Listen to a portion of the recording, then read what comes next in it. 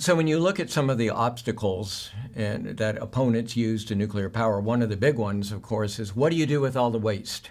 And I'd like to hear from both of you on that. Let's let you go first. Sure. Well, nuclear waste is extremely small. Now, Paul, I'm sure, would quibble with me on what we're talking about with the nuclear waste. Almost every single conversation I've ever had around the world, and I've had thousands, about nuclear waste is concerned with the long-lived radioactive material coming out of the core of the reactor. So this nuclear waste is the spent fuel, highly radioactive, such that if you took the fuel out of a reactor and stood next to it, you would die quite rapidly. So after about 4.5 years in a normal reactor, fuel is moved to like a deep swimming pool next to the reactor. In that swimming pool, it gives off a nice blue glow and just sits there for between 4 and 8 years, depending on the nuclear plant.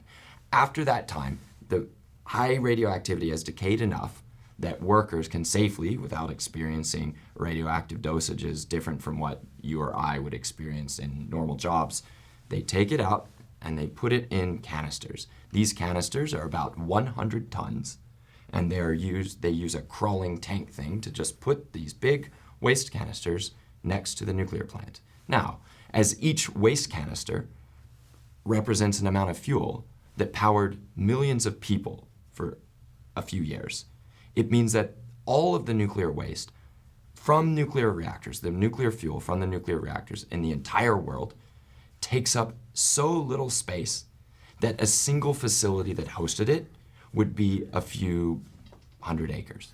What do you think about all this, Paul? It has to be said that high-level nuclear radiation really needs to be taken very, very seriously. It's not the question of volume, it's the question of toxicity and heat. Now, this stuff, and we're not simply talking about high level, but in fact, some of the things that we're really talking about is intermediate level, which is a very significant amount of the stuff that's been created.